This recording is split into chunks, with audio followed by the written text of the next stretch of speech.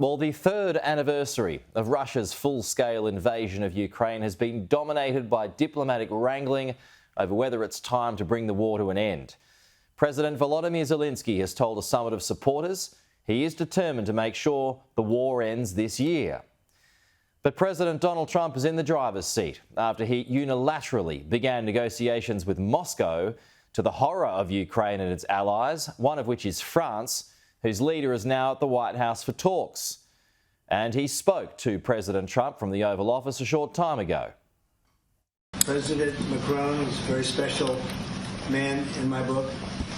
We were together, we did it together, and I think a lot of progress has been made. We've had some very good talks with Russia.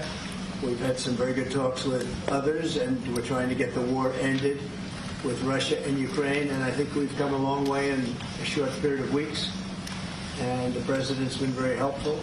Thank you. Thank you. I want to thank Mr. President for his hospitality. We had a good discussion this morning for the G7 here, and for the third year of this war in Ukraine, and I think our common objective clearly is to build peace, and a solid and long-standing peace.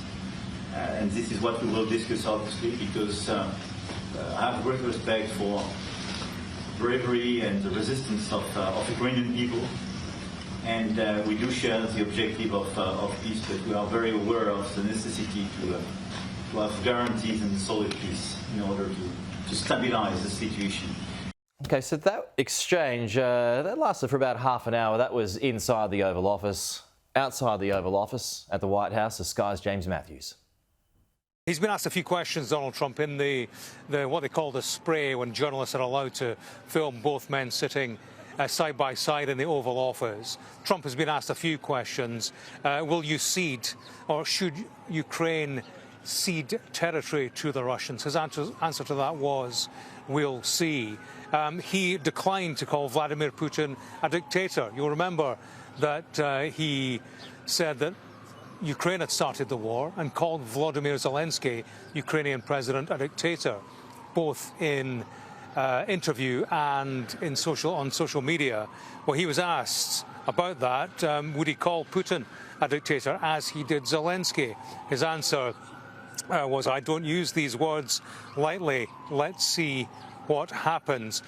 He was asked about economic developments with Russia. He posted on Truth Social this morning, just before Macron turned up for the current meeting, said that he was talking to Vladimir Putin, had serious discussions about economic opportunities, economic developments and transactions. He was asked about that.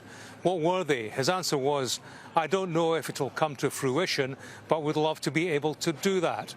They have very valuable things that we could use, and we have things they could use.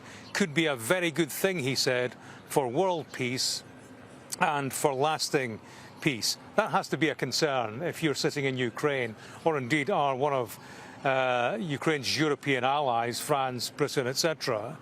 Because right now Trump is looking to this mineral deal with Ukraine that he's confident of signing imminently, he said.